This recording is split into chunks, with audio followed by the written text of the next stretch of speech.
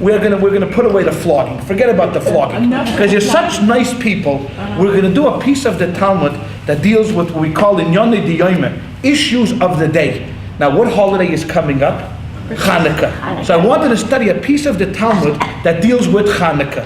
Now, this is not as controversial as the flogging. We're not going to get into great debates of who got flogged, what got flogged. But there's a lot of, but if we analyze the Talmud, each thing, we will see that there's a lot of hidden messages in the words of the Talmud. So if you don't mind, if you could pass this around. On this side, this is the English translation. Mom, on this side, everybody take one of each and pass it around. Okay, let's get down to the business at hand.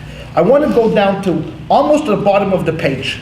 Okay, if you're going to follow along in the English, it's going to be what is the reason of Chanukah? Right hand side, page 21b. Okay, right there. Okay, you got that? Okay. Yeah. So the Talmud asks this very profound question: My Chanukah. What is the reason that we celebrate Chanukah? The Tanu Rabbanon, our rabbis taught, B'chav Hei B'Kislev, on the 25th day of the month of Kislev, which is the third month of the year, Yoim de Chanukah Teimani. There are we commence the 8 days of Chanukah. Okay? There's 8 days of Chanukah. We don't do any kind of lamentations, meaning what is a lamentation would be in the days of the Talmud when someone passed away. We today would call it a eulogy. You know, you would get up there and you would eulogize the person. But there were also, in the days of the Talmud, professional criers. That means you would invite them and you would hire them to come to the funeral in case there was no reason to cry for this person and the family felt bad because everybody was, doing, no one was crying. So you had these criers that would sit there and cry and moan and weep, and they would sing lamentations. So during these holidays, certainly a Sukkot or a Passover or a Shavuos, you wouldn't have any of these lamentations. But also Chanukah to show the importance, of the day. And also we do not fast on these holidays. What do you mean we don't fast on these holidays? As we were studying on the Wednesday class at the JCC, that there were certain periods of time that the rabbis had instituted a public fast. For example, if the rain did not come in its due time, right? If Israel was an agrarian society and it needed rain and it didn't come, so they waited a certain period, and if it still didn't rain, they would institute a fast. So in the beginning, only the chiefs fasted, but then eventually everybody fasted. So when they were calculating the times of instituting these fasts, you could not institute a fast on Chanukah. It's because a public fast? This is a public fast for a particular place. This is not a universal fast. So someone had maybe their custom was to fast on a yard side. Exactly, you can't fast on Chanukah. So that is right. So Chanukah trumps exactly. Chanukah trumps this. Chanukah trumps this. You can't fast on them. What happens if someone passes away, God forbid, during Hanukkah? So you just bury them. You just no mourning. There is mourning, there is shiva, but no eulogies. Meaning that you just take it, say the verses of Tehillim that you're supposed to say, bury them and move on. Because the eulogies and the lamentations increased in the sorrow and the mourning for the person, and they didn't want this to happen because it was Chanukah. This is a time of festivities, so why would you add mourning? Okay, is there any questions till now? Yeah. Okay, good. Because he brought up a good one. If you're going to have Shiva, do you still light the Hanukkah candles every night? Oh yeah, absolutely. Absolutely. That doesn't, one is not exclusive of the other. You sit Shiva and light the Chanukah candles. But, because right now you're in a time of flux. I mean, you're mourning, but you're still, even when you're mourning, you still got to put on tefillin, you still got to pray, you still got to do all of the mitzvahs. And Chanukah is no exception to that. Okay, now we're going to get into what's the story. Okay, so you got to pretend that you never went to Hebrew school in your life. Okay? Because this is what, okay. Are there any questions at this point? You sure? Okay, no questions? Yeah, where are you here? Oh, okay. The first fat line. Kishanichnesu. You see the first big line? Maybe I need Shabbat instead of what? No, you have a Shabbat, yes. Okay. It's right there. Kishanichnesu. Okay? Kishanichnesu hayevonim. When the Greeks entered Leheichel, to the Temple Mount, Timu kol ashmanim. They defiled all of the oils. Shebeheichel, that was found on the Temple Mount. Okay, so what do you mean they defiled it? That means they touched it. And since they were impure and they touched the oil which was supposed to be pure, they defiled all of the oil. So all of the oil was defiled. So the story that said that they broke it and then... Yeah, they broke it, but it doesn't say, the broken it is already an addendum to this. It doesn't say that they broke it, it just says that they defiled it. Okay? But so what do we mean they defiled it? They broke the bottles, they broke the seals. And when the house of the Chashmonoim strengthened and they fought them, the Natzchum, and they defeated the Greeks. Batku, they searched, V'loi matzu, and they did not find Ela pach achat shel shemen, one small cruse of oil, one small little what do they call it over here? Yeah, cruse of oil. Shahaya munach b'chaismei shel kohen gadol, that was left with the seal of the high priest. And it didn't have in itself except to stay lit for one day. So a great miracle happened. And it stayed lit for 8 days long. So that's why the Talmud says that our festival is for 8 days. Because if you're wondering why it's 8 days, because this candle stayed lit for 8 days. Okay, now why did it take them 8 days to get new oil? Why couldn't they just go out to the marketplace and get new oil? Because oil that was used for the candelabra was not regular oil. It wasn't a pure virgin oil you get in Vons. Only the very special olives, and only the first drop of each olive. So they had to take an olive drop. So they had to have a lot of olives to make a batch. And where did you find these olives? In a certain town that was 4 days away from Jerusalem. Okay, so Jews go, I'm going to make everything more complicated than is necessary.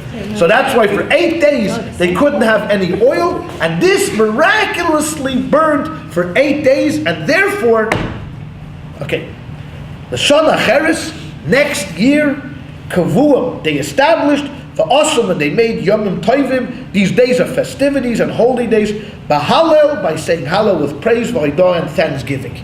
Okay? That is, my friends, the story of Chanukah. Now, we think we understand this piece of Talmud, right? And it makes it very clear. There's nothing very controversial here in this story, right? Except there's many problems with this story. Okay, go ahead. I'm sorry, what is Here, listen, in the Talmud, you got to spit it out. Oh. You just say it. Just blurt it out. Blurt it out. What is Hallel? Hallel is a prayer that we say during the festivities. It's basically made up of the chapter of Psalms 113 through 118. That's what we call Hallel. Songs of praises. And we instituted, it's for Sukkot, it's for Shavuos, it's for Passover, but they also instituted it for Chanukah itself. For Chanukah itself. Okay? Okay. 113 through 118? 113 through 118. That's the Hallel. Because it's all about praising God and thanking God and all of that stuff. Okay, so here's a very simple piece of the Talmud. Tells us the story of straightforward, but yet if you analyze this, it's replete with a bunch of questions that we need to ask. Okay, first of all, you're Talmud scholars. This is already the 6th class of the Talmud. You should be thinking critically about this story. Let me just go over very quickly the story of Chanukah in a historical context. Okay, Alexander the Great comes out of Macedonia. Now, why do I mention him? Because he has a major part in the story of Chanukah, even though he was long dead by the time the Chashmonaim came along. Alexander did something that nobody else was able to do. He united all of these disparate Greek nations and put them into one huge fighting army. And by the age of 30, he already conquered most of the known world at that time. He went all the way to India, conquered the Middle East, in Egypt, of course, Alexandria is named after there, and he was all over the world. Okay? Alexander died at the age of 32. So you could imagine, what the guy did, he didn't sleep much. He was fighting most of his known life. Alexander fought. Okay? Alexander dies, what happens? He leaves no heirs. Because at 32 he was either, because there was a lot of rumors about Alexander, exactly what his orientation was. But he was a little bit of everything. Let's put it that way. And when you're king, you could be whatever you want to be. certainly Alexander. But he was very good to the Jews. There's all stories of the Talmud, how he met the Jews. Yeah, a lot of them are fables, but nonetheless, it's, he was nice to the Jews, and that's why we have a lot of Alexander's names within the Jewish community. Okay? Alexander dies and they split up his kingdom. His generals get together and they say, listen, in order to keep peace among everybody else, we'll split the kingdom north and south. So Israel ends up under the Ptolemies, which of course has a P in front of it for no reason, except they could do it. They could spell it with a P, and that's the way it works. So the Ptolemies take over Israel. Well, the Ptolemies are after Ptolemy. Yeah, Ptolemy. It was the original P for no reason. Oh, exactly. Who was sent to Egypt by Alexander. Exactly. And so all of the cities were Ptolemy cities because he was on the throne. He was the wise man. He was the wise man. So therefore, so Ptolemy is there. Israel is ruled by the Egyptian part of the Alexandrian Empire. Okay? Years go by. What Israel is aligned now with Egypt, and then Egypt, and then the Transjordan, Mesopotamia is part of the southern kingdom, the northern kingdom, Syria, Greece, Turkey, etc., etc. But of course, peace only could last 1 or 2 generations. There's a war between the Syrian Greeks and the Egyptians, and eventually the Seleucids take over Israel. They're now ruling. So instead of the Egyptians, it's now being ruled by these guys they call themselves Antiochus. Okay? Antiochus 1, Antiochus 2, Antiochus 3. So they boot out the Ptolemies, they boot out the Egyptians, and now Israel is ruled by this Syrian Greek king. Fine. So for a little while, Israel is, the people in Israel are living under this domination. They're occupied people. Fine, okay. Antiochus IV particularly had a disdain for Jews, and as Alexander, his real mission was, and I think that which he accomplished, was to bring Greek civilization throughout the world. I mean, that's basically what he was able to do. But Antiochus was an especially Greek Hellenist king, and eventually forbade the Jews from practicing Judaism. That means everything that they were able to do, study Torah, circumcision, keep Shabbos, was forbidden, upon the punishment of death. So what they did is they went underground. The Jews went underground. Now, at that time, there was already a split among the Jewish people, because many people were impressed by Greek culture. Greek culture offered a lot that Judaism didn't offer. For example, it offered culture, it offered philosophy, it offered studies and and entertainment and then gymnasium and all of these things. So there's a lot of Jews were attracted to this kind of lifestyle, but it was incompatible with traditional Judaism. So many of these Jews became what we call Hellenized. There's a word that we keep using in the Talmud called the Misyavnim. The Greek Jews literally assimilated. Today they would be called Reform Jews. They were not judging anybody, but that's basically what it would be. You would have the traditionalists and you have the assimilationists, and they became assimilationists and took on Greek culture, while the traditionalists kept holding. Now the traditionalists had to go underground, because unlike the United States of America, which thank God you could practice as you will, or you could not practice as you will, you know what? There you couldn't. So the Jews went underground, and there's many stories, and legends about people who were heroic and they're martyred for their religion. There's Hannah and her 7 sons, where Antiochus calls in Hannah with her 7 sons and wants them to worship the idol, and each one of them refuses. And on one day he kills her 7 sons, and she jumps off the roof, and commit suicide, because, here she lost her whole family, in one day, so she has nothing more to live for. And this story is told, and I remember we were part of a play when I was a kid, and she was the heroine. I mean, this is the kind of stories that were influence us as youths, that to show the Jews were not intimidated by Antiochus. They were willing to go whatever the end result would be, they would stick to the tradition. Well, in the feminist texts that I've read, the modern feminist texts, they say that the lights of Hanukkah are exactly for that, for all the dead sons. And then one more for the wife. One more for the wife. That's right. One for the mother. One more for the mother. Right. I'm fine. I'm okay with that. No problem. So then, all of a sudden, one day, there's this family called Matisyahu. Not the rapper that we have today, Matisyahu. That's all over the radio. No, but there's a rabbi called Matisyahu, and He lives in a town called, you don't know Matisyahu? No. Judge, you never heard of Matisyahu? I don't listen to much rap. The Hasidic reggae singer? Okay. Yeah, I guess you're not a teenager anymore.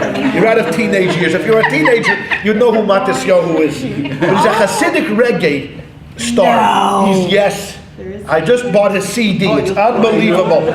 It's unbelievable. He's a Hasidic, he's younger than me, doesn't have the gray beard, but he has a black hat, gray beard. He was on Jimmy Kimmel. He's been on the Tonight Show. He is the hottest guy. When I bought his CD right here in the marketplace, the teenage girl that was selling me the CD tells me, oh, everybody's been buying this CD. And it's in the reggae section, okay? There's not one other white singer in the reggae section except Matisyahu, okay? And he lives in Crown Heights, and he's a Chabad Chassid, and it's just this is unbelievable. So you have to bring the CD.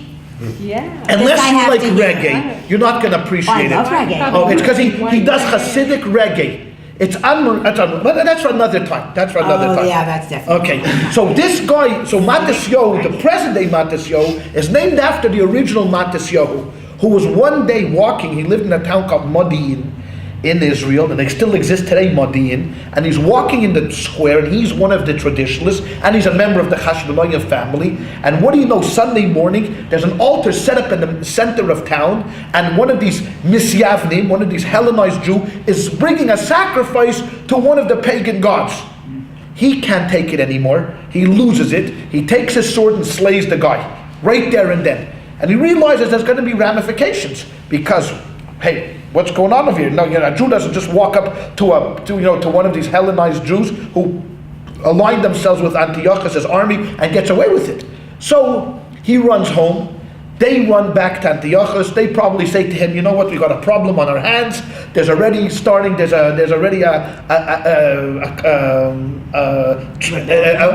group of people, renegade Jews, who are going to start revolting. He runs home. He has 5 sons. The most famous of his sons we've all heard of, Yehuda Judah Maccabee. The reason why he was called Maccabee is for 2 reasons. One is because Maccabee means the hammer. Second, and more importantly, which I believe is when I was a kid, this is what they told us, that word Maccabee is an acronym for 4 Hebrew words. Mi kamocha ba'elim Hashem. Mi kamocha ba'elim. Who is like you in strength, O Lord? And they wrote it on their shields. So this was to distinguish between who was a Maccabee and who wasn't a Maccabee, and that's Judah Maccabee. So Judah Maccabee assumes the leadership of this rebel ragtag army. He gets a few guys together. I'm sure not many people were willing to fight. And what happens? They fight against this well-organized, well-trained, well-armed Syrian Greek army. And miraculously, guess who wins? The Jews. Judah Maccabee, but he is killed in one of the battles himself. And legend says that at one of the battles, he himself slew 1,000 Syrian soldiers. Whether it's true, whether it was 950 or 1005, well, no one was really there to count. But in legends, Judah Maccabee this was our hero. When we grew up, Judah Maccabee was the guy, someone to emulate, because here was a Jewish soldier, and he fought a war against these oppressors, and he drove them out. Even though he didn't live long enough to see the actual redemption, because he didn't make it to Chanukah, but of course in his spirit, the Jews saw that they were victorious. They rose up and united, and they drove out the Syrian Greek army with Antiochus, chased them back all the way back to Greece, and to the Hellenized Jews. They showed them that we're right. So whatever they did to the Hellenized Jews, I don't know what they did, because we don't talk much about what the end of this war was. But somehow they kind of disappeared into nowhere's land. Okay, so now they drive them out. Fine, they go up to Jerusalem. Right, they go up to Jerusalem, and this is where the story picks up. Now, I've told you the story for a reason, because I want you to ask me a question, right? After I tell you the story, what's the problem with this piece of Talmud now? Right? Think about it. Read the piece of Talmud. The Talmud asks a good question. My Chanukah, why do we celebrate Chanukah? And the answer is? Because a miracle happened. What happened? What was the miracle? The oil. But think about this. What I just told you, what happened? That sounds like a miracle. right? When I told you a ragtag bunch of untrained Jews only had dedication, beat this well-armed, well-reinforced, well-trained army. That's because they Right? wrote that right The here. Maccabee, yeah, but what's missing from this piece of the Talmud? This Well, information. what about the whole story of the fight of the wars? Think about this. If I told you the story, and then we wouldn't know about this, and then I told you, that then they went into the temple and they found one cruse of oil, and the cruse of oil they lit and it lasted 8 days. Now let me ask you a question: what's a bigger miracle? Finding one cruse of oil and lighting it lasted for 8 days, or fighting this war against this Greek army and actually defeating them and being able to expel them from your land? What's a greater miracle? The war, right? Yeah. The wars. Another something to compound the question is there's a story in the Talmud of Ravina Baravashi. This was a great sage whose daughter one day didn't have oil to light for Shabbos candles. She didn't have any Shabbos candles, so she went to her father and said, "What should we do? We only have vinegar." So he said to her, "Listen, the same God who said that oil should light is the same God who could make vinegar light. Now go ahead and light the vinegar, and the vinegar lit. There you go, ha ha." So all of a sudden, there's another great miracle happens, and the daughter of Ravina has the miracle of lighting the vinegar instead of the oil. Now, why don't we have 8 days for that? We should have why? Because miracles, a lot of times in the Talmud there were miracles that happened, but not one word. Except one word of Natschem, and they were victorious, but not one word about the fighting, not one word about the wars, not one word about Judah Maccabee, not one word about how God helped us and through His Spirit, Judah Maccabee was able to rally the forces and to defeat the army. Except one miracle, except of the oil. One miracle except of the oil. Okay, so that's question number one. Let's answer that question. We're going to answer that question in two ways. Where's the Mishnah for that? Oh, there's no, wait, hold that question, Ms. Dr. Weiner, right? Hold the question for that, because that's a very, that's what we're going to discuss that in just a few minutes, the Mishnah, okay? Also, That's an excellent question. Where did they get the oil from the latkes? Different oil. That oil was not a problem. That was okay. That they could use any oil. Yeah, but for the menorah they needed special oil, but for the latkes they could use any oil. The rest of the olive. The rest of the olive. Right. Exactly. There's a second Okay, one. so here's the story.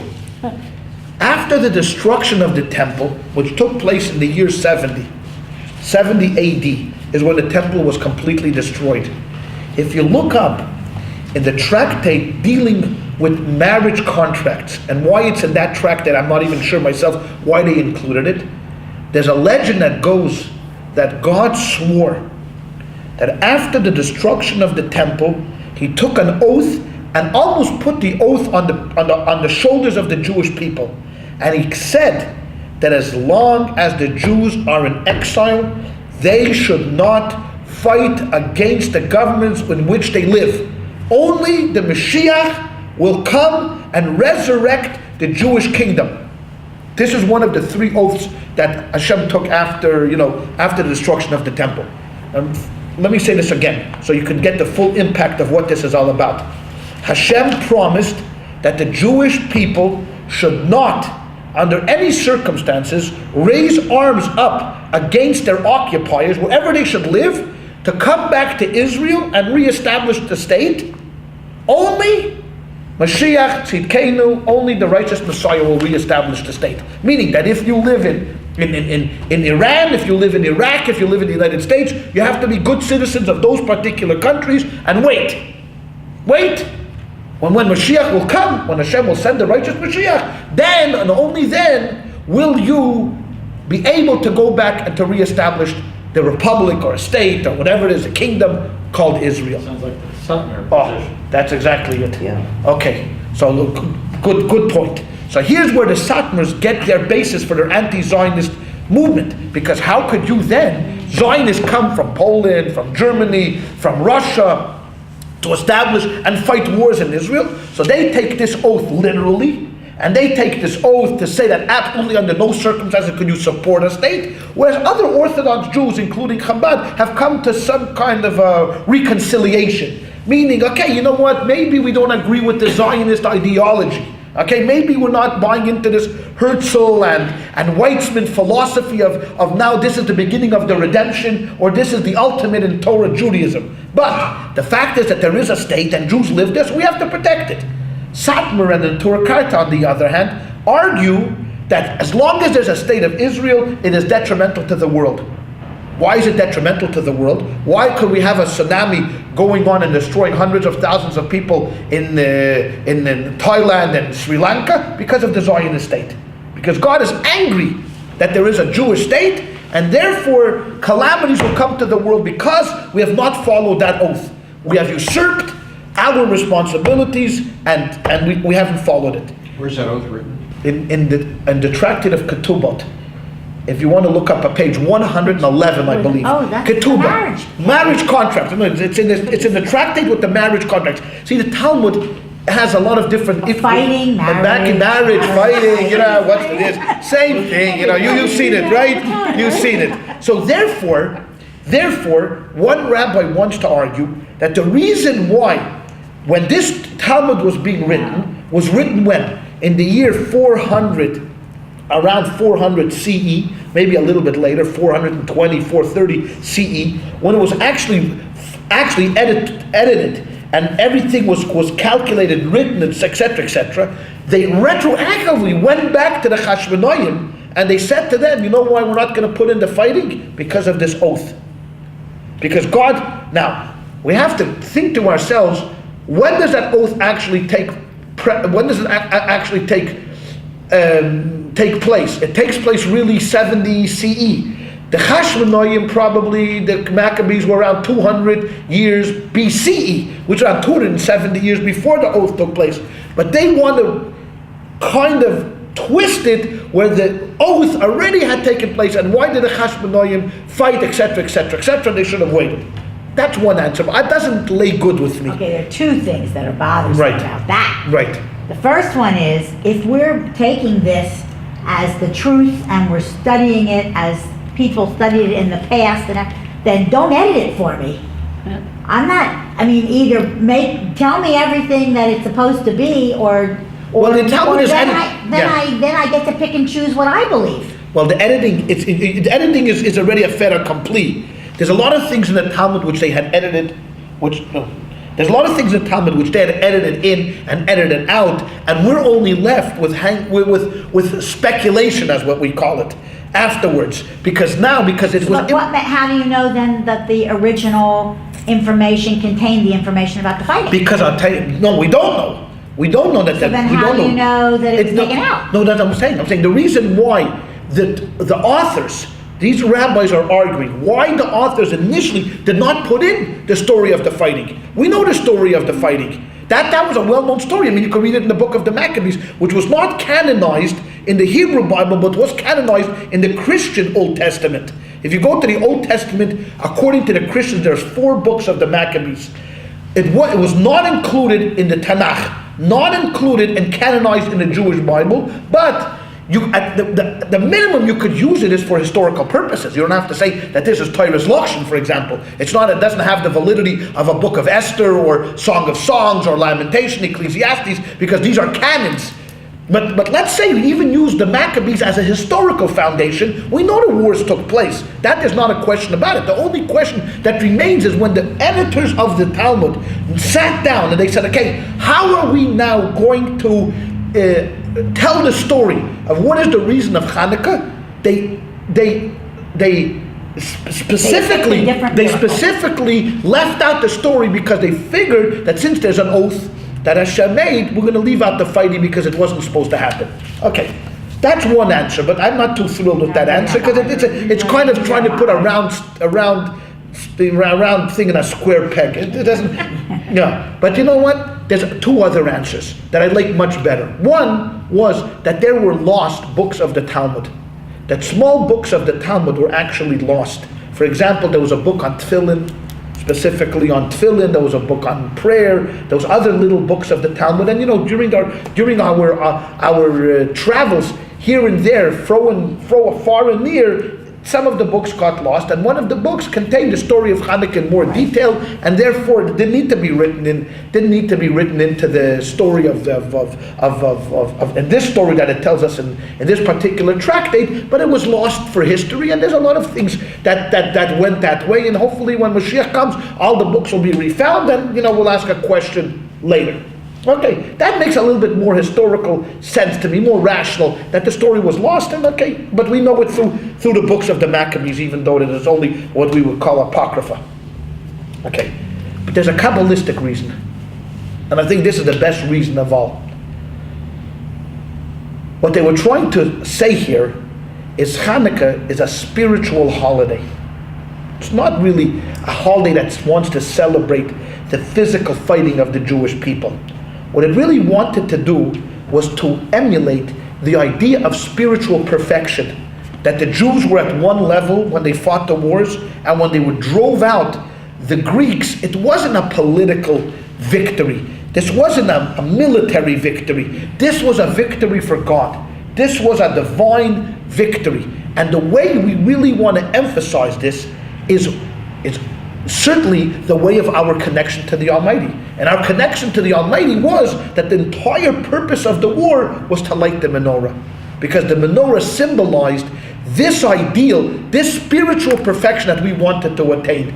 And therefore, what they were saying, the rabbis are telling us in a kind of a mysterious hidden message, in a message, is by not telling us the story of the wars, is telling us that the greatest miracle and the purpose that Chanukah was established was always in order to remember that it was the oil, it was the menorah and the purity of the oil.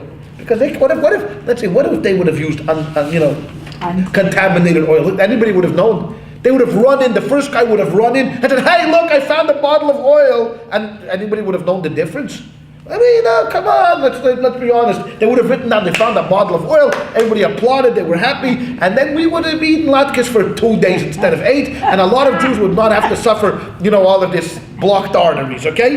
The cardiologists wouldn't be too happy, but we would be thinner, okay? So who would have argued? But no, it was only because they searched hard and they prayed to Hashem that they wanted to finally. The real victory of Antiochus was not in the fact that Judah Maccabee killed 1,000 Greeks. That was not the purpose. But the victory of Antiochus was they able to bring pure, uncontaminated oil.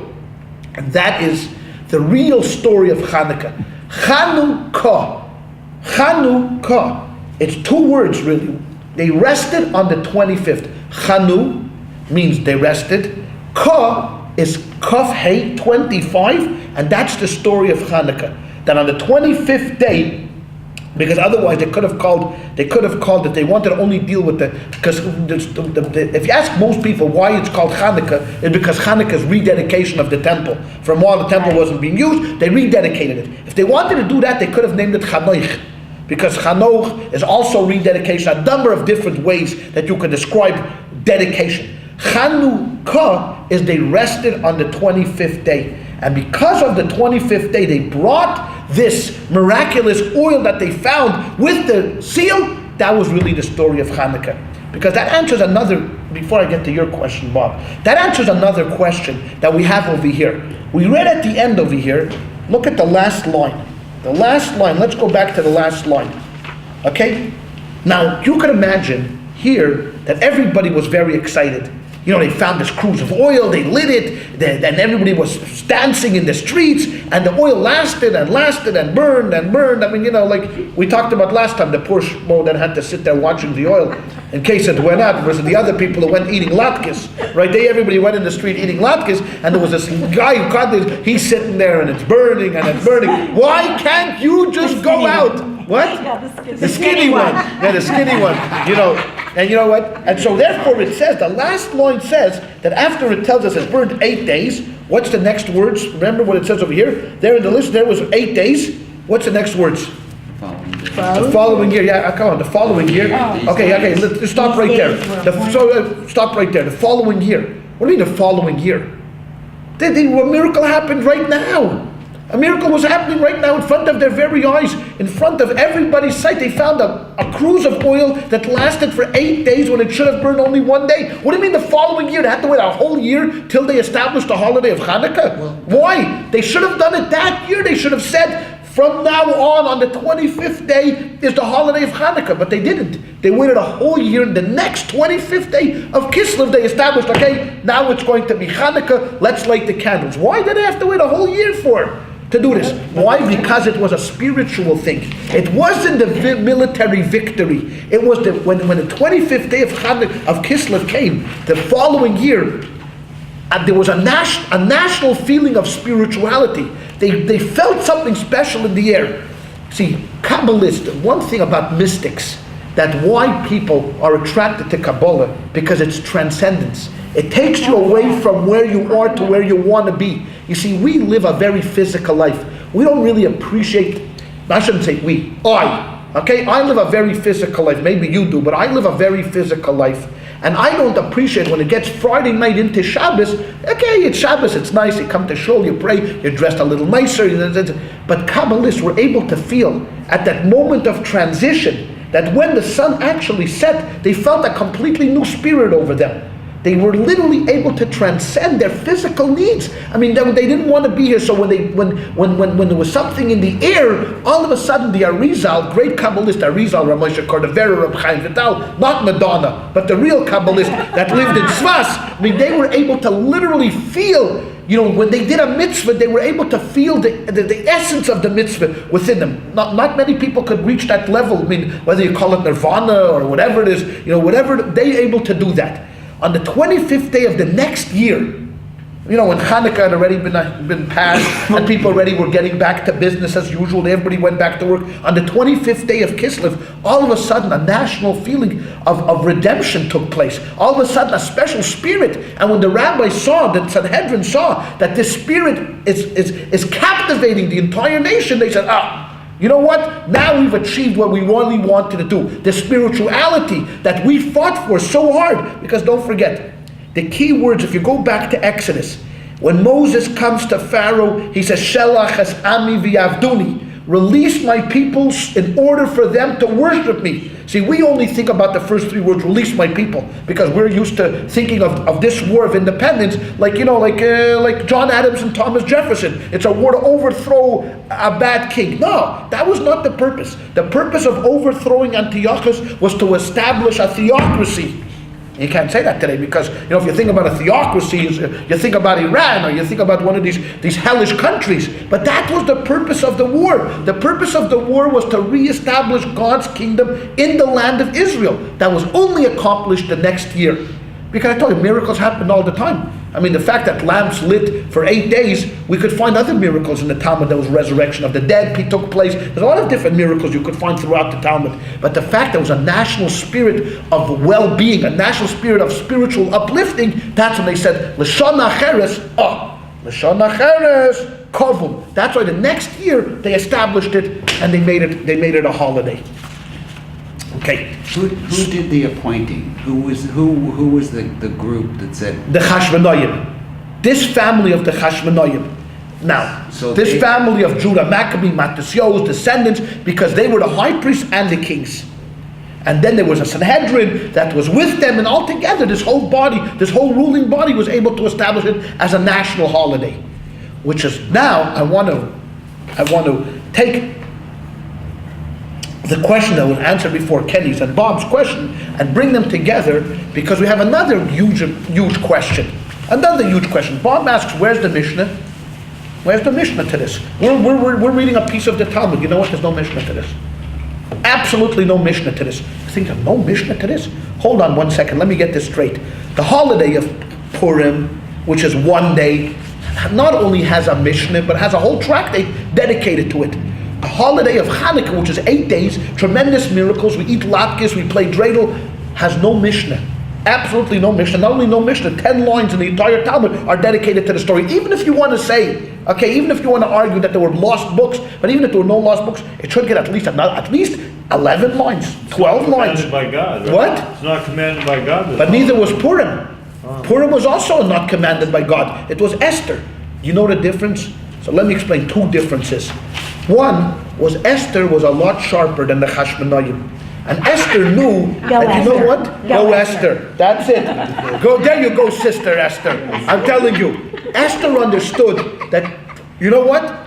If she doesn't establish that holiday right now in this place, the Skorim V'Nasin, as she writes, at the end of the book, it's written that she says, and she made Mordechai put out a declaration that from now on Purim is going to be a holiday. Because later on, you know what they were going to say? We're going to celebrate this holiday of a Jewish girl married to a Shegitz. What's the big holiday? Here's a Jewish girl ends up as a queen to a non-Jewish husband. What's the great yichus? What's the great holiday? So she was smart. So she twisted Mordechai's hand, and Mordechai wrote a letter to everybody. Since he was the head of the Sanhedrin, he wrote a letter that from now on Purim is going to be a holiday. We're going to dedicate this holiday, and we're going to do it every single year from this day on and forward. And not only that, she got it to be canonized. That means the book of Esther is one of the 24 holy books in the Tanakh. Esther has the same validity as Genesis. It's one of the canonized books of the Tanakh because she was smart. Here, and this is a little bit of Jewish politics, okay? Who was the first king in Israel? First Jewish king? Saul. Okay? Remember the story with Saul, and there was a king by the name of Agag. Yes. He was an Amalek king. Yes. Okay? Shmuel tells him, I want you to go to the Amaleks and destroy them from man to women, children, flock, everything. What does Saul do? He kills everybody except the king. He leaves the king Agag alive. The best sheep. What? The best sheep. And the best sheep. The best sheep. All of a sudden, Samuel comes. He hears something going on. You know, he hears bleeding going on over there. He finally asks him, what's going on? What did you do? So he said, well, I'm going to bring sacrifices. Saul was a good-hearted man. He was not a man. He's good. And he left the king alive.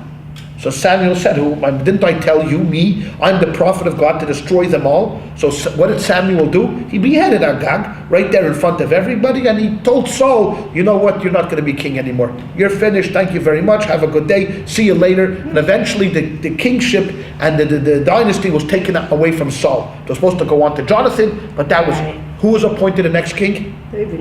Okay, so King David. What does Samuel tell David? That Samuel tells David that from now on the kingdom of the Jewish people is only going to come through your lineage.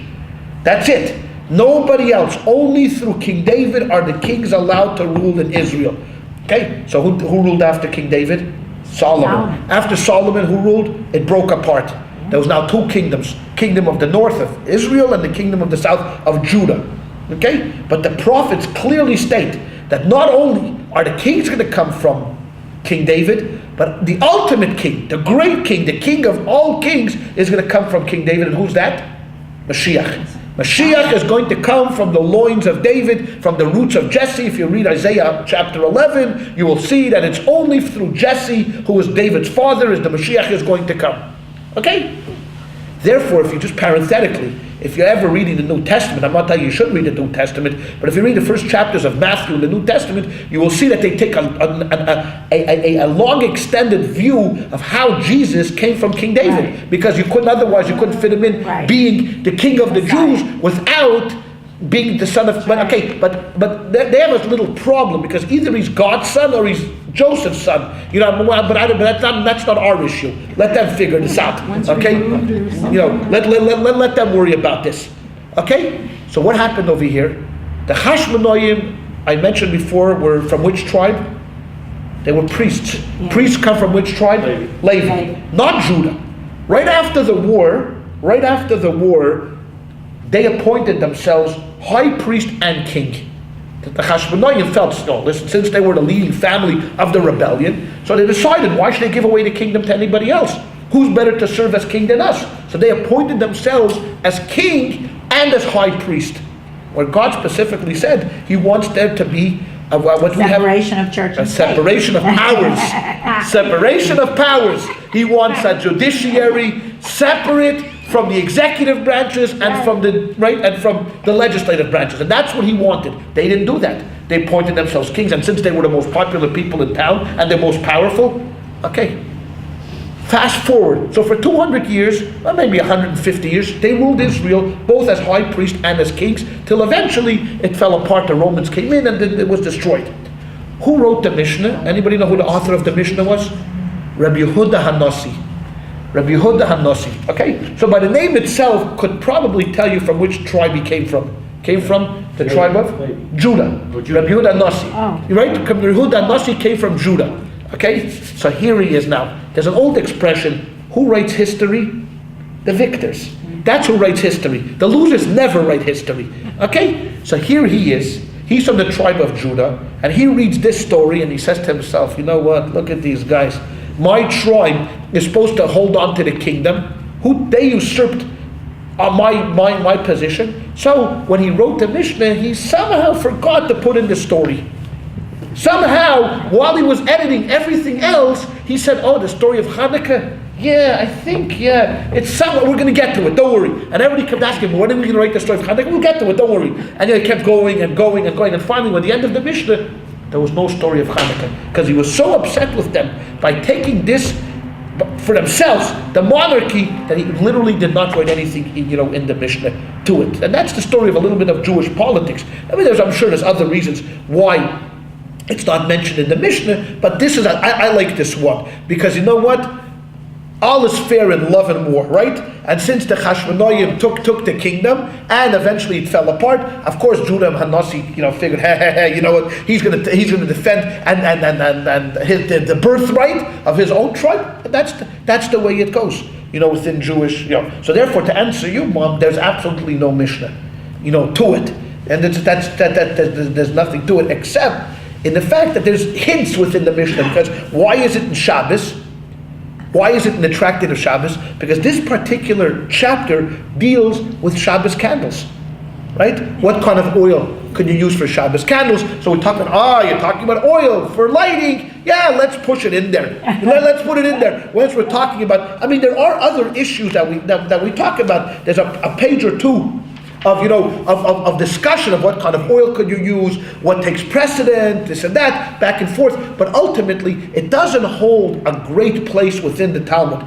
Today, Chanukah is very popular in the United States because I believe it's juxtaposed against Christmas. Yeah. And Jews are freaked out when it comes to Christmas. I did my TV show today. I gave the whole show was dedicated to this assault on Christmas, which I think is crazy. All these things of happy holidays. I don't care if someone says to me, Merry Christmas. I don't fall apart. I don't freak out. I think Christians should say Merry Christmas. Who cares about that? But now companies are so freaking scared of someone complaining. To me, it doesn't make But nonetheless, I'd rather have somebody say Merry Christmas 20 times than we're going to put you in a gas station. Yes, absolutely. And I'm a Jew. I prefer Merry Christmas. Absolutely. This is true.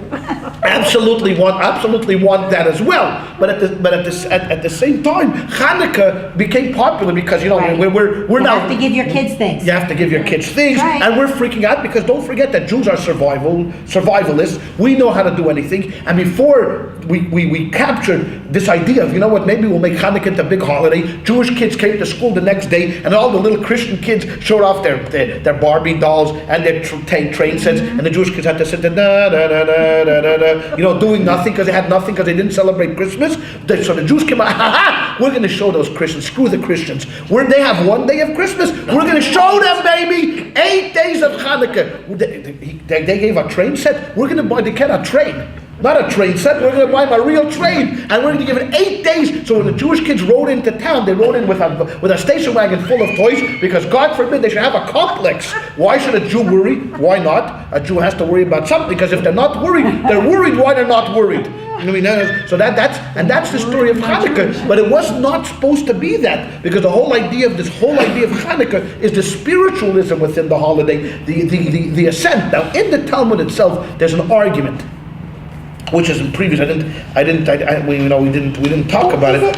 It's the idea that once this was done, the Jews were able to openly worship their one God again. Exactly. And that's the whole point of the whole thing, and how they got there wasn't important. Right, that is true. The fact that they got there. Okay, this is what we would call a very sanitized, politically correct synopsis of the story, because this was a war against religious intolerance. If you think about it for a second, Judge, It was exactly a war of religious intolerance against religious intolerance. Not that the Maccabees were not tolerant, but they had one way of worshiping God. They were not going to allow the Hellenists to take over. There was no way. So here was a war that was being fought by people that were traditionalists, and in a sense what we would call them fundamentalists, because they were the ones that felt the Torah is one way and no other way, and they overthrew the heathens, basically, to that. The story that the reason why we are so captivated by it is because after the Second Temple, all opposition to rabbinical Judaism died. There was nothing else left except the Pharisees. The Sadducees all disappeared. The Hellenized Jews all disappeared. Jewish Christians all disappeared. All that was left were only what we would call today Orthodox Jews, Pharisees, defenders of the Talmud. And I tell you, that's why the Talmud takes such precedence in Jewish law, Jewish history, and Jewish study, because that was it. That was left. The rabbis were victorious. Let's say that they ultimately were victorious in keeping Judaism going. And that's why this war became so important to us, because what it tells us is that at all odds, we kept the Torah. We didn't give up one iota of the Torah. We didn't assimilate. We didn't give in. We didn't Hellenize ourselves. We kept the Torah. So what kind of message is it today to the world? So we tell the world when we talk outside that what does the menorah stand for? What? Religious freedom. Yeah. Look, right? We would let everybody worship as they want. Sure, you know what? That's a good message. Where? The United States of America. It's a wonderful message. But if you came to Judah Maccabee and then Hashmonaim, you said, "Excuse me, sir, I would like to worship somewhere else. Maybe I would like to not worship the way you worship." What do you think the answer of the Hashmonaim would be? Out. Okay. So here we see. So here's another lesson that we have to learn: is why it's so important. Why it's so important to keep reiterating the story of Chanukah in its real message, that the real message is... Hold on one second. I'm sorry, I'm getting so choked up. Hold on one second.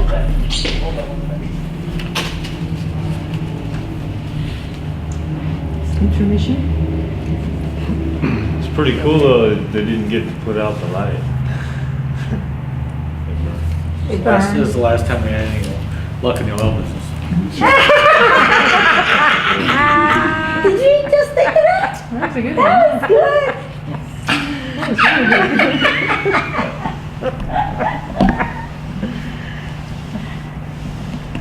I like that.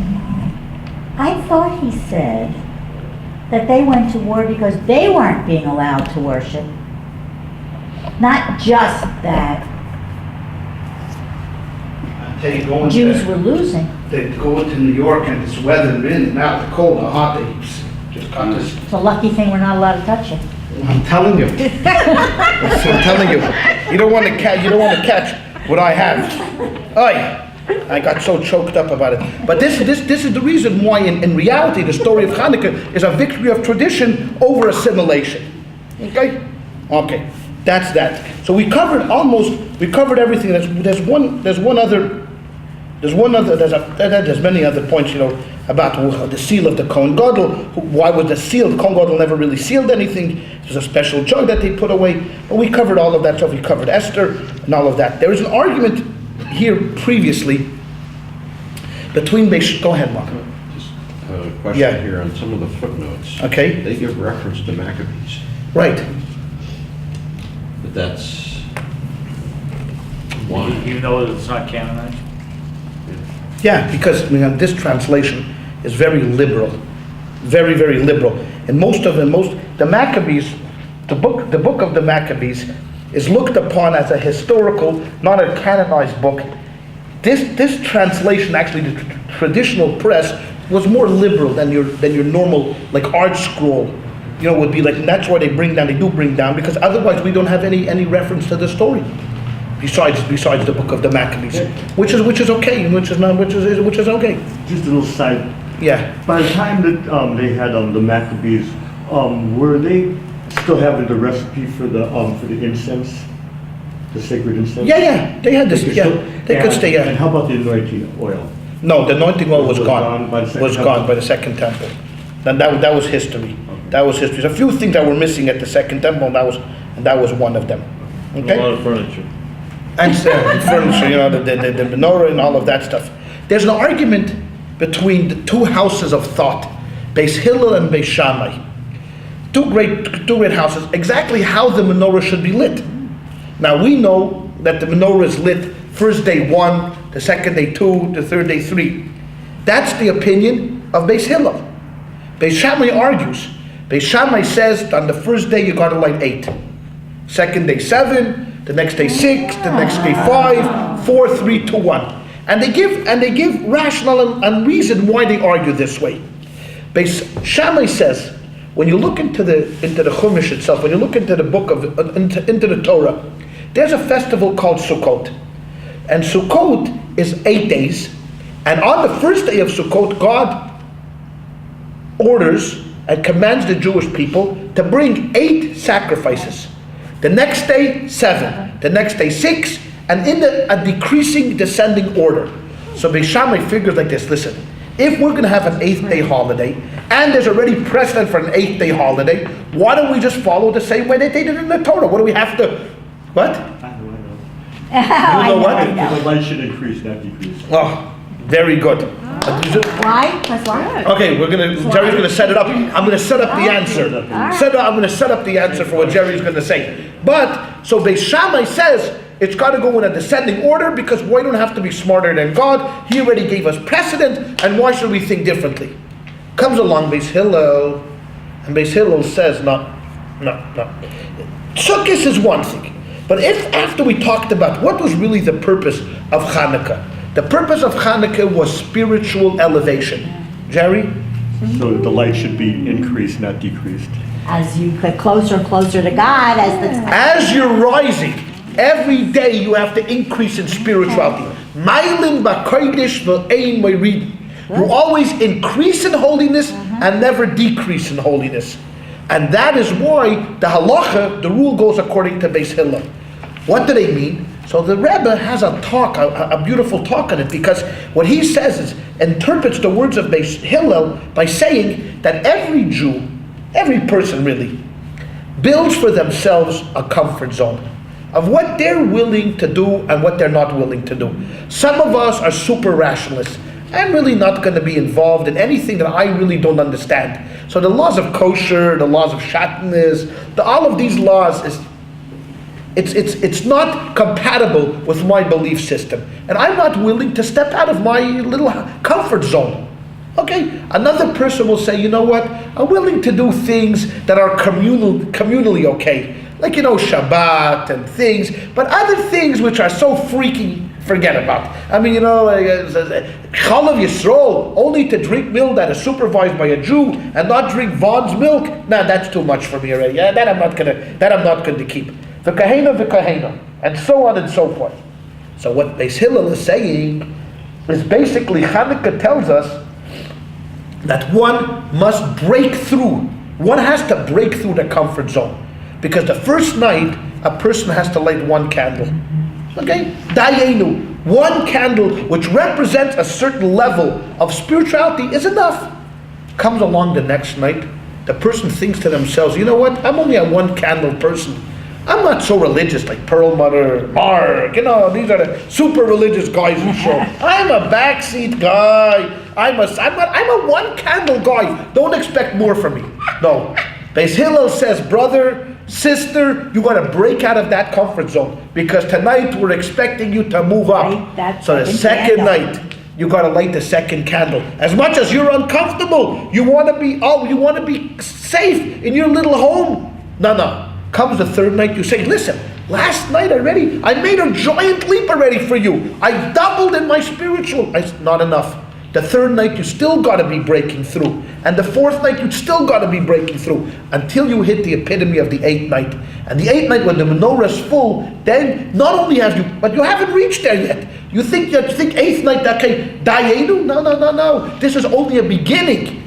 Because that's the way they trick you. They say, you know what, like in a race, keep going, but before you get to the end, no, just a little bit more, Keep going. And that really is the entire story of Chanukah. That when we watch the candles and we see them burn, because you know why we have the shamus? We have one candle. Why do we have that candle? Because the rabbis prohibited lighting one candle with another candle. Because you can't take one of the Chanukah candles and light the other Chanukah candles. Why? Because it's spiritually uplifting. So you have to have what we call a secular candle, a neutral candle that's going to light the special candles of the Chanukah menorah. What? Like a Shabbos goy.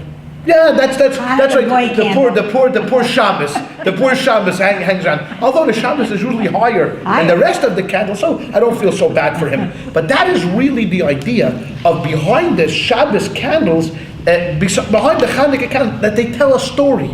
That many people had a custom that after they lit Chanukah candles, they would not move for about 45 minutes. They would sit there watching the candles, either studying or telling a story, because the spiritual warmth that the candles exuded gave them strength to move on past Chanukah. Because you know what, if you think about the resilience, and you would have to go into, we always start with these sob stories that they smuggled in the menorahs into the concentration camps, and they made, like in a potato, they drill a hole and stuffed in a wick, all of these stories of what Jews sacrificed to light the Chanukah candles, all of these things, they tell a story, give us strength and fortitude to move forward, to be able to the rest of the year when there's nothing special happening. There's always those like booster shots, and the Chanukah is supposed to be a booster shot for us, to keep us going, to keep us motivated, to be tenacious in our zeal, in our effort to achieve the most possible highest level. Because by nature we're not that way. By nature we just like to sit back and say, with my upbringing, with my education, with my circumstances, this is where I am, and I'm not interested. I'm really not looking for experimentation. I don't want to think about being Orthodox. Imagine coming to somebody and saying, I want you to be Orthodox. Come on, what are you crazy or something? It's not for me. But you know what, so I'm not talking about, forget about the term Orthodox, but as one learns and as one grows and as one begins to appreciate the observances of the mitzvahs, they begin to be willing at least to listen. Whereas somebody said, I'd like you to go to the mikveh. Jewish woman, there's a spiritual cleansing, there's a sanctity to it. To most American women, what are you out of your cotton picking mind? Go to a mikveh, this is crazy. But as you begin to listen to the story of the Chanukah candles, of what they represent, then it's not such a far-fetched thing. And that's really the entire story. Because we always have this debate that goes on about values versus observance and actions. When we had this reiterated to us, for those that were there by the Dennis Prager talk, Dennis Prager always claims that he is a man of values. And values is the most important thing. If you have good values, and his values are based upon the Torah, which is immutable, and is absolutely divine and cannot be changed. So observance is, come see, come sa. You know what? You don't have to worry about the observance, because you're not defined by your actions. You are defined by your values. So if you have good values, you don't steal, you don't lie, you don't begrudge, you don't take revenge on people, you do all of these things that the Torah says to be a good person. So if you drive on Shabbos, okay, that's one of the consequences of not willing to buy the whole package. So, because what would you have, which we weren't arguing, but we were discussing in the parking lot afterwards, because what would you rather have? Would you rather have a person that observes the mitzvahs, observes all of the mitzvahs, that means he puts on tefillin and he keeps Shabbos and he eats kosher, yet he's dishonest in business, okay? So his values are kind of shaky, but he observes. And we know there are these kind of people all around. We know them. Yeah, we see them in the front page of the paper and we cringe. And that's it, we cringe. Yeah. Because Please don't have a Jewish name. Please don't have a Jewish name. Exactly. But most of those people, so when you see a rabbi going down for immorality, we think twice. Why? Because we expect already that if you're already observing, if you're already committed to doing all of the mitzvahs in an actual way, keeping Shabbos, eating kosher, doing automatically your values are going to be solid. We think, but not always. Not always. So therefore, what would you rather have, he argues? Would you rather have let's say he is, I don't want to bring this up, I mean, I know this is going to open up a can of worms, homosexuality, because he is a big opponent against homosexual marriage. He thinks this is going to bring down the Western civilization, and he's written papers on it and does research on it. He's against it. This is Prager. Mm-hmm. Okay? So he says he'll argue, what would you rather have? Would you rather have someone that puts on tefillin and this, but yet is pro-homosexuality? Or would you rather have someone that has good values, like him? Thank you very much. Thank you very much. And one of the values is, of course, his stance against homosexuality, and yet he drives on Shabbos. And he says, look, Chabad, and he brings Chabad as the perfect arguing point, because we don't define someone by their actions, because our shul is full of people that drive on Shabbos. Right. And what do we say in our shul? Oh, do we close the doors and lock up the parking lot and say we only want walkers? On the contrary, we encourage almost, we don't put up a big sign, please drive to us on Shabbos. But everybody knows that we would rather have you here on Shabbos than sitting home and playing bridge. It's a lot better. What? It's a lot better. When I first started going to shul, I sat at home. I mean, I didn't go to shul. Right. So I'm like, I don't want to drive. But there are Orthodox places which would tell you stay home. Yeah. Because legally, according to the laws, you shouldn't drive. Orthodox don't drive on Shabbat. Okay, so we take a little bit of a different pathway. We figure, you know what? What's the difference? We're all going to end up anyways somewhere. Whether we're all going to heaven or we're all going to hell. If I go to heaven, I told you it's boring. There's 4 people there and they're all studying all day. So what fun is that? Okay, if you go to hell, then what do you have? You have all of our friends are going to be there. So we will be sitting there and doing what we do over here. So what's the big? I'll leave it up to individual responsibility. Where will Prager be? What? Where will Prager be? Prager thinks Prager's going to be where Robertson is, and he's going to be where Falwell is, and he's going to be where anybody who doesn't. Amazing. I don't think he's as bad as Falwell and as Robertson. Listen. Why? I hope that the people who believe in hell are right. Yeah. Well, the thing is like this. It's interesting. It's interesting that here in America, one of the greatest strengths of this country, the greatest strength, I think, of this country is debate. I mean, this country started out as a place where you win the hearts and minds of people in the marketplace of ideas. I don't know why. I'm a passionate guy about certain things, but there are people that are absolutely passionate about politics. Passionate. Listen, if I had a son in Iraq, maybe it would be different. I don't have a son in Iraq. I have a vested interest, like every American has a vested interest. I hate to see soldiers dying. It kills me, it eats my guts out. When I see a 19-year-old soldier die, I think of my son who's 19 years old. I think of what the parents are going through. It's a tragedy. But more than that, what vested interest do I have in the war in Iraq? I mean, I'm paying for it, but there are people that we can't have any more civilized anymore. I mean, it's on the right, shrills on the right, like this what's this guy?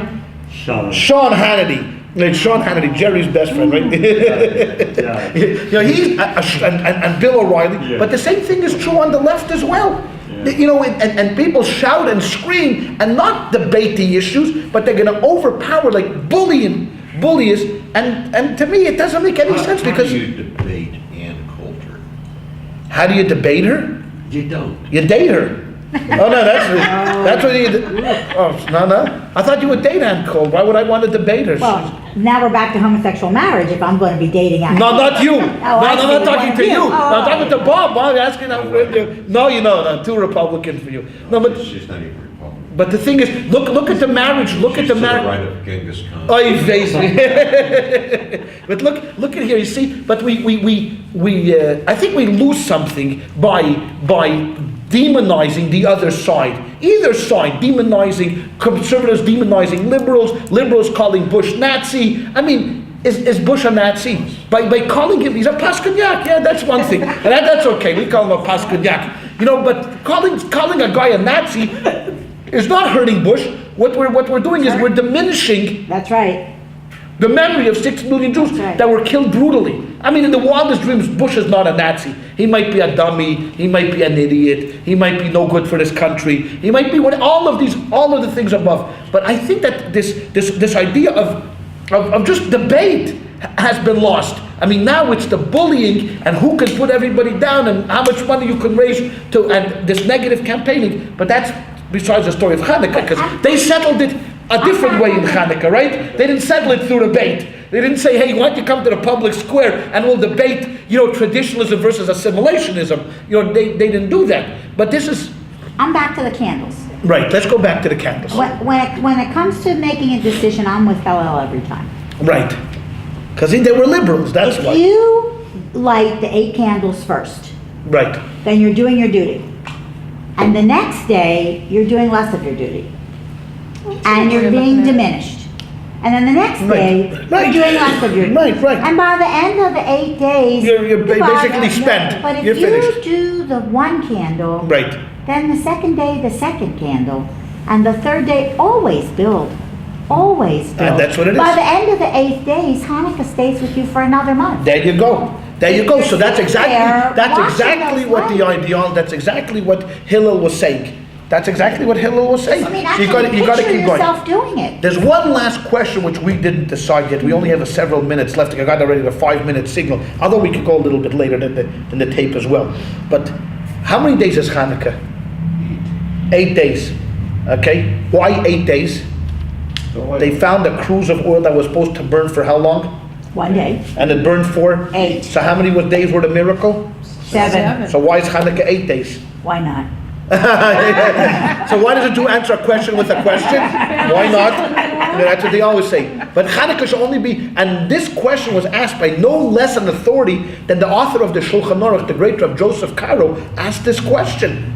I mean, because, and I'll tell you something, I'll let you in a little secret. There's a book that's called Ner Lameya. You're not going to buy it because it's all in Hebrew and it says you can't even find it here anywhere. It was written by my uncle, actually, my mother's brother, who's quite a scholar. I think he's written now up to he's about 18 or 19 books he's authored. And this book is based upon this question, and he comes up with 100 answers. He's researched throughout the entire Talmud and history. He's come up with 100 answers why Hanukkah is 8 days and not 7 days. Because it should have been 7 days, because the first day was not a miracle. Answers or opinions? Well, answers to opinions to why it should be 8 days. I mean, answers and opinions are in the lexicon of the Talmud almost the same kind of thing, unless someone raises their hand and says, "I think you're wrong." Can you make a list of the reasons why it shouldn't be?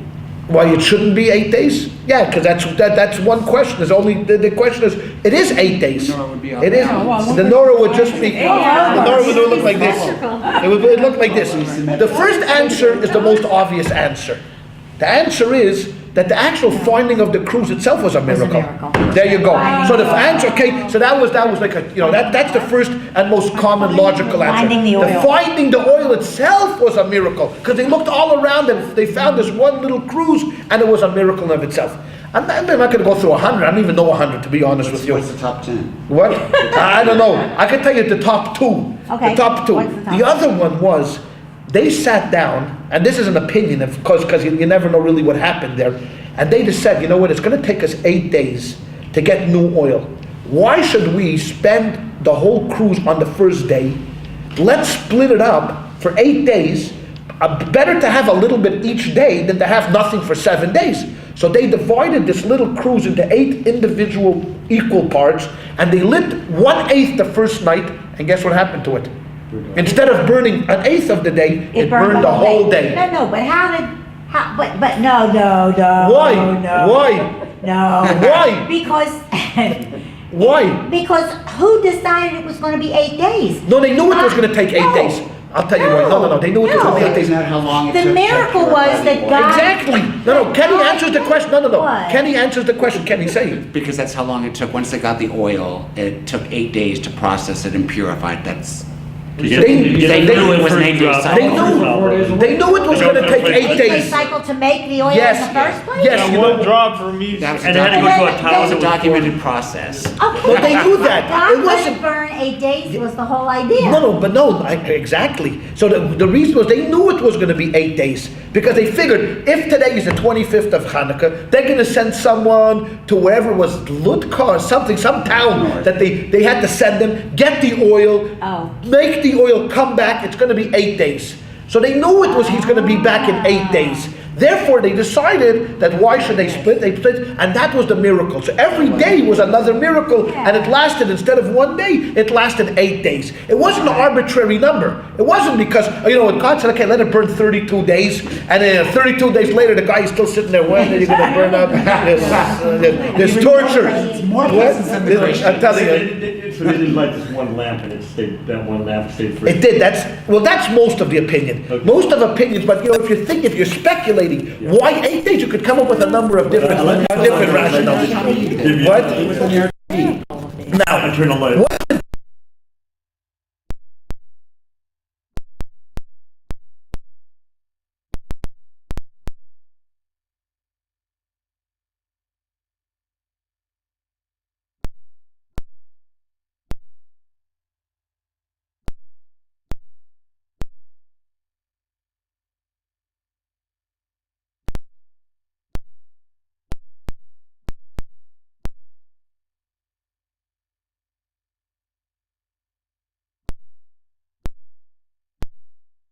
menorah. That was the temple menorah that God specifically said it should have 7 candles, so we not to get confused.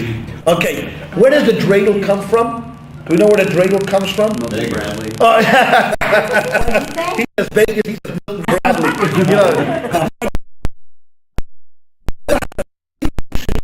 Origin.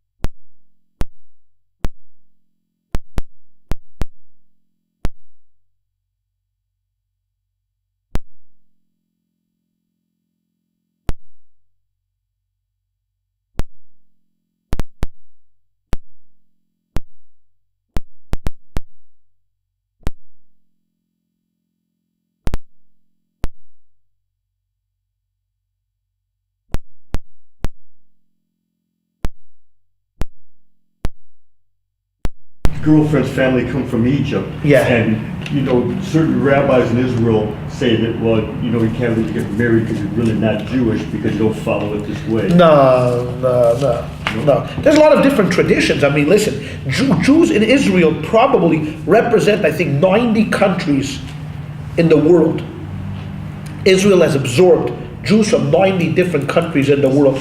You can well imagine that Jews in Turkey worship different than the Jews in Russia. The Jews in Russia worship differently. You have Sephardim, you have Ashkenazim, you have Persian, Farsi Jews, you have Yemenites. The Yemenites actually probably had the purest lineage because they never went anywhere. I mean, they were in Yemen for 2,000 years. So they probably had the purest, but they don't have a gimel. They have a gimel, Aleph, Beis, Gimel. Man, we couldn't accept a gimel. I mean, we have a gimel, so who wants a gimel? I mean, and you could imagine a German Jew living next to a Yemenite Jew in Beersheba. Okay, so here's this German sophisticated kacker, a big doctor from Germany, and he's all sophisticated and cultured and listens to Beethoven, and now all of a sudden this Yemenite Jew comes in and slaughters a lamb, and all of a sudden is who knows what is doing, culturally wise. So you can imagine what was going on in Israel between 1948 and 1960, with this tremendous absorption of Jews from all over the world. I mean, they had what was called, the flight of the Yemenite Jews was called Operation They thought it was an angel, huh? They thought, Kanfei Neshorim, on the wings of eagles. So they flew these big planes to Yemen, and they gathered the Jews of Yemen, into these big planes, and they thought, they never saw a plane, much less flying a plane. And they actually started fires on the plane, because they had to, for the cooking, right? They were cooking, so they actually started fires on the plane to cook. Okay, so you talk about, you're absorbing Jews from Germany, from the United States that are cultured, educated Jews, with these Yemenite Jews together. So you have different traditions, Jerry, all over the world, but the commonality is that everybody is Jewish, regardless of how you pray or what you do. That doesn't make a difference. The only time we had this in most recent years, this controversy was with the Ethiopian Jews, with the Falashas. And there was a great debate over the Falashas, whether we do accept them as Jews or not accept them. Even though there was a great rabbi in the 18th century called the Radbaz, one of the great scholars, and Radbaz was his name, Radbaz. And he wrote responses, and in his responses, this was in the 18th century, in the middle of the 1700s, that he says he traveled to Ethiopia, it's Kush. He traveled to Kush, and which is Hebrew for Ethiopia, and he met the Falashas, and they're 100% Jewish. As far as his opinion is, they're 100% Jewish, and we have no question. But when we actually encountered them recently in this past century, in the 20th century, they had absolutely no tradition. They had no tradition of tefillin. They had no tradition of any kashrus. They had absolutely no Jewish tradition. So that Not like Reform? What? No, Reform had tradition. They just had a little different tradition than that. But they had absolutely no sense of what Jewish history was all about. So that kind of cast a doubt on whether these people, even though we know that Sheba came, one of King Solomon's, one of his 1,000 paramours, came from Ethiopia, but still, the rabbis were not sure, and that's why the debate happened. But if someone comes from Yemen or Turkey or India or Burma, or Rabbi Levi, for example, Rabbi Levi's mother is Burmese. Yeah. She comes from Burma. Go figure, there's Jews in Burma. I think she's from Burma, India or Burma, somewhere around there. So that's. But I think the only ones are the Ethiopians, where there was a bit of a controversy to make them convert before actually accepting them. I have a case. Alabama. And Alabama. A case in front of me where I have a gentleman, a grandfather, who is Ethiopian and says he's Jewish and wears a yarmulke and calls himself Rabbi, and there you go. And I call him Rabbi because that's what he wants me to call him. And so why not? There's a big Jewish star. To me, the more the better. Yeah, I mean, that's what if we were a billion Jews, then we could be more choosier. We could be pickier, who are accepting. But I think the more the better. Why not? If you want to, they fight in the Israeli army. They're integrated in the Israeli society. But you know what? But the bottom line is we're all tribals. We believe in this tribalism. If you're not white, light, and bright, then you're not one of us. Because even when the Jews came to the Lower East Side, if you read the history of New York City, I think the German Jews were so happy with the immigrants from Poland and Russia. The people from Poland and Russia, the Eastern European Jews, were they were basic farmers. They didn't go to college, and the Jews that lived up on the Upper West Side, the owners of the New York Times and the bankers and all of these families, the big German families, they were already integrated in New York society. They kept the Jews on the Lower East Side. They couldn't move up anywhere. So here already you had Jews already from Europe, and there was discrimination between Jews. They couldn't get along. They didn't want them here. They didn't want anybody to know anything about them. Nothing. And it hasn't changed very much. It hasn't changed. Did it say what family member was to light the Hanukkah menorah?